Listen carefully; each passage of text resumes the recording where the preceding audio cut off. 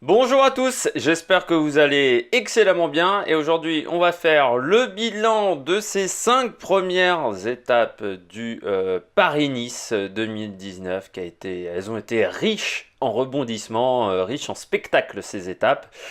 On va pas perdre trop de temps pour faire le bilan. Alors la première étape c'était Saint-Germain-en-Laye. Et on revenait à Saint-Germain-en-Laye, on traversait la vallée de Chevreuse. Et ben, on a eu beaucoup de vent, ce qui a provoqué bien entendu des coups de bordure. Alors au final, on s'est retrouvé avec un peloton d'une quarantaine, cinquantaine de coureurs. Et la victoire au sprint pardon, de Dylan Groenewegen, le coureur néerlandais. Le lendemain, rebelote. On allait entre les Brévières et Bellegarde dans le Loiret. Et là encore, on a eu des coups de bordure, beaucoup de vent de côté et surtout des chutes. La chute par exemple de Warren Barguil avec Gorka Izagirre également qui a été impliqué dans cette chute toute la journée du vent.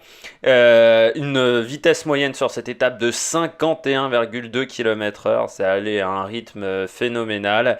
Et victoire, là encore, de Dylan Groenewegen qui fait le doublé. Et surtout, un coup de bordure initié à 5 km de l'arrivée. Un dernier coup de bordure avec une dizaine de coureurs. Et les deux coureurs de la Sky, Kwiatkowski et Egan Bernal, le Colombien, qui s'est très bien débrouillé dans les bordures, comme Romain Bardet, comme Nero Quintana, qui ont perdu peu de temps lors de ces journées.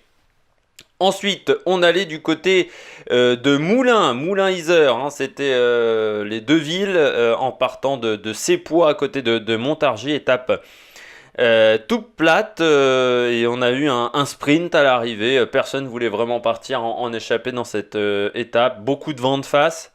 Ce qui a aussi calmé les ardeurs de certains coureurs. Et puis surtout, il n'y avait pas grand-chose à gagner. Il n'y avait pas de classement pour le maillot à poids. Les sprints intermédiaires étaient quand même assez loin. Enfin, ça rapportait pas assez sur le parcours. Donc peu de baroudeurs ont tenté le coup. Et victoire sur un sprint massif de Sam Bennett, l'Irlandais de la Bora, le coureur qui est toujours un petit peu dans l'ombre de Peter Sagan. La cinquième étape, un mini Liège-Bastogne-Liège entre Vichy et Pélussin, 212 km vallonnés, victoire de Magnus Cort Nielsen, le Danois, très bon coureur, très bon baroudeur, qui a une très bonne pointe de vitesse. Il est parti dans le kilomètre, il nous a fait le coup du kilomètre avec une petite attaque de facteur, on pourrait dire, parce que voilà, il a attaqué assis sur la selle.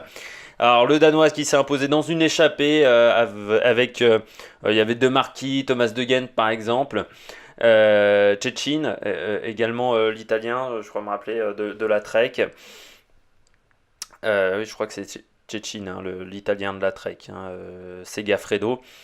Derrière, il s'est pas passé grand chose du côté des leaders avec une attaque à 5 km de l'arrivée de Madouas de la groupe AMA-FDJ et de Lilian Calmejane, mais sinon personne n'a vraiment été lâché dans cette étape. Et puis aujourd'hui, c'était un contre-la-montre de 25 km 500 entre Barbantane et Barbantane, remporté par Adam Yates. Un contre-la-montre qui n'était pas si facile que ça, avec le vent qui a tourné pendant la journée. Il fallait partir plutôt dans le milieu du paquet au niveau du classement général. Les leaders ont eu un peu de mal avec le vent de face. Et donc Adam Yates en a profité. Il s'est imposé devant Nils Politt, l'allemand de la Katusha. Très bon rouleur qui est toujours performant sur Paris-Nice. On se souvient l'année dernière, elle avait fini deuxième de l'étape remportée par Jérôme Cousin, voilà, qui avait très bien manœuvré dans le final. Enfin, surtout Nils Politt avait été un petit peu naïf dans cette fin d'étape. Bon, alors, Barbantane contre la montre. Alors, où on en est du côté des classements? Où en sont les leaders après 5 jours de course? Eh bien, Michal Kwiatkowski est devant. Ça, c'est très intéressant pour le Polonais. Plutôt bon grimpeur, même si je pense que le col du Turini est un petit peu long pour lui. Et surtout, est-ce que c'est le leader de la Sky? Parce que derrière, à 15 secondes, c'est Egan Bernal, la pépite colombienne de la Sky, qui avait remporté il y a 2 ans le Tour de l'Avenir. Je crois me rappeler, très très bon coureur, Egan Bernal, très performant. Voilà, qui n'est qu'à 15 secondes, qui a fait un très bon contre-la-montre, qui a très bien roulé dans les bordures et s'est pas fait avoir, alors que Kwiatkowski a failli se faire avoir hein, lors de l'étape qui arrivait dans le Loiret, hein, l'étape numéro 2, parce qu'à un moment il était dans la deuxième bordure pendant très longtemps. Et puis c'est Luc Robeux, le capitaine de route de la Sky, qui a décidé dans la première échappée de faire attendre tout le monde pour que le deuxième groupe revienne sur le premier. Et ensuite ils ont attaqué à 5 bornes de l'arrivée quand on a de nouveau eu du vent de côté. Donc ensuite ces deux coureurs là ils sont bien devant. Derrière, on a Luis Leon Sanchez qui est à 24 secondes, le coureur espagnol de Astana. Luis Sanchez, toujours performant cette période de l'année, il avait déjà gagné, il a déjà gagné hein, il y a 10 ans Paris-Nice, à l'époque il était sous les couleurs de la Caisse d'épargne. C'est toujours un très très bon coureur, bon voilà, même si on a toujours des suspicions avec lui. Luis Sanchez. Après, est-ce qu'il est capable dans le col du Turini d'être aussi performant qu'un Egan Bernal ou qu'un Romain Bardet? Je ne pense pas. Je pense qu'il lâchera à 5-6 km de l'arrivée comme l'année dernière. Hein. Il avait lâché aussi dans l'étape du samedi proche de l'arrivée. Après, pour un top 10, il est présent et il sera dur à déloger. Quatrième, Wilco Kelderman, le néerlandais. Il fait pas de bruit, hein, Kelderman, mais très, très présent, à 57 secondes quand même déjà. Hein. Dans le même temps que Bob Jungels, hein, le luxembourgeois. Kelderman, plutôt un coureur performant.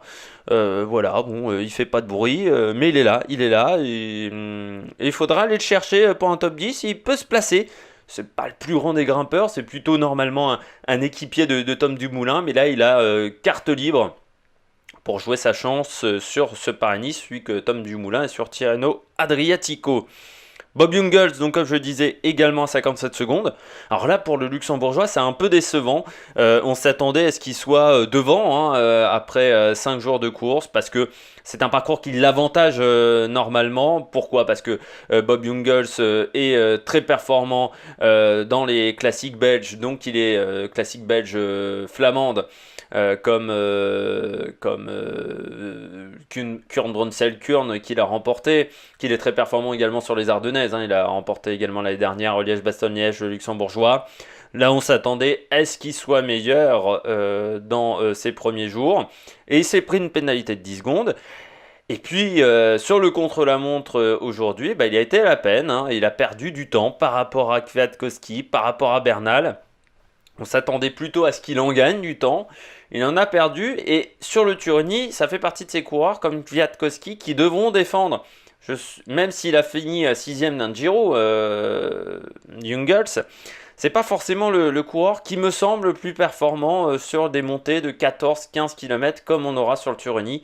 Surtout au mois de mars, je rappelle, c'est toujours compliqué. Et puis avec le froid, ça sera une étape qui sera compliquée, surtout qu'il n'y aura pas que le Turini. Hein. Dans cette journée, il y aura 2 autres cols, je crois me rappeler, de première catégorie.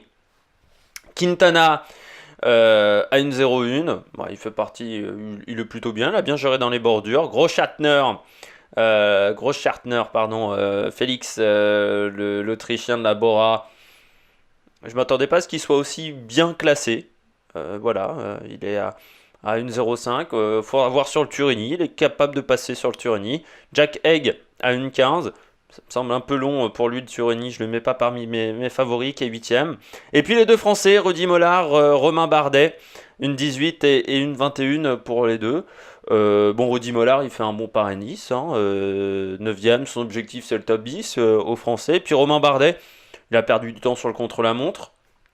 Ça, on le savait, c'est pas forcément sa spécialité. C'est dommage, il s'est fait avoir lors de la deuxième étape dans ce fameux coup de bordure qui part à 5 bornes. Lui, il se fait avoir et se retrouve dans le deuxième groupe. Il perd 4-5 secondes. Après, voilà, il fait plutôt pour l'instant un bon début de course. Moi, ce qui m'inquiète peut-être un peu, c'est que dans cette équipe AG2 à la mondiale, il y avait beaucoup de coureurs belges, beaucoup de bons rouleurs comme Nezen, comme Stein Vandenberg, comme Tony Galopin. Est-ce qu'il sera assez bien accompagné en montagne? pour l'instant, il n'y a que Mathias Frank, hein, je crois, qui est très performant dans ce domaine-là. Donc il a peut-être une équipe un peu déséquilibrée pour vraiment jouer la gagne samedi et dimanche. Même si Tony Galopin est très performant et que l'année dernière il avait fait une bonne nouvelle taille, que pour l'instant il est 12e du classement, hein, Tony Galopin, qui fait une bonne course. George Bennett, on n'en parle pas trop non plus, le Néo-Z qui est 13e. Il est encore dans le coup, il y a des possibilités. Puis Zakharine qui a perdu pas mal de temps aujourd'hui à une 51 et Dylan Tuns à une 52. C'est les coureurs qui devraient maintenant jouer la gagne dans ce classement. Ça laisse quand même des possibilités à certains. Quand je vois Romain Bardet à une 21 et Thomas par exemple Quintana à une 01 d'attaquer et de pas forcément être suivi tout de suite. Bon, après, il faudra voir, hein, tout jouera sur le Turini, je pense, pour ces coureurs-là. Et le lendemain, sur l'étape de Nice, qui est également très compliqué, mais où il faut souvent partir de loin au niveau de la mi-course, parce que le col d'Es est très roulant, c'est pas facile de surprendre ses adversaires dans cette montée qui est proche de l'arrivée sur l'étape qui arrive à Nice, sur la promenade des Anglais. Bon, les grands perdants de ce début de course. Les grands perdants, c'est, comme je disais, Simon Yates, qui a perdu beaucoup de temps, Anacona, mais qui maintenant sert d'équipier à Quintana. Déception également pour Pantano, le coureur de la Trek, qu'on attendait un peu mieux, 12 minutes, voilà, il n'est pas forcément en forme. Yann Izaguirre à 12 minutes, à 11,55 également, décevant, lui qui était sur le podium l'année dernière. Et puis Diego Ulissi, le coureur de UAE, 13 minutes, là aussi c'est fini. Maxime Montfort, bon, qui est un peu une déception régulière, hein. Maxime Montfort, dans les courses, dans les grands tours, on l'attend toujours, et puis il est jamais très performant. André Lopez, là aussi pas en forme, le coureur colombien qui se prépare peut-être pour le Tour de France, hein, je pense André Lopez, peut-être pas forcément pour le Giro. Et puis d'autres coureurs qui sont loin, Pozzo Vivo, Valsferi également, et Nao Montoya qui s'est fait totalement avoir dans les coups de bordure des premiers jours. Eux sont assez loin et devraient souffrir et puis devraient pouvoir avoir des possibilités dans les prochains jours pour prendre des échappées. L'étape du Turini peut-être se gagnera en partant dans l'échappée ou l'étape de Nice, hein. L'étape de Nice, il y a des possibilités. J'espère que vous avez aimé cette vidéo. N'hésitez pas à réagir dans les commentaires. N'hésitez pas également à vous abonner à la chaîne, à mettre un pouce bleu. Et puis on fera une vidéo, hein, en début de semaine pour faire un bilan de ce Paris-Nice. Et jeudi au vendredi prochain, il y aura également une vidéo pour faire un résumé de Tirreno Adriatico. Et on fera certainement également peut-être un résumé de Milan-San Remo, mais ça sera à voir. Donc beaucoup de cyclisme, mais pas seulement, dans les prochaines vidéos sur l'Amérique Production. Allez, ciao!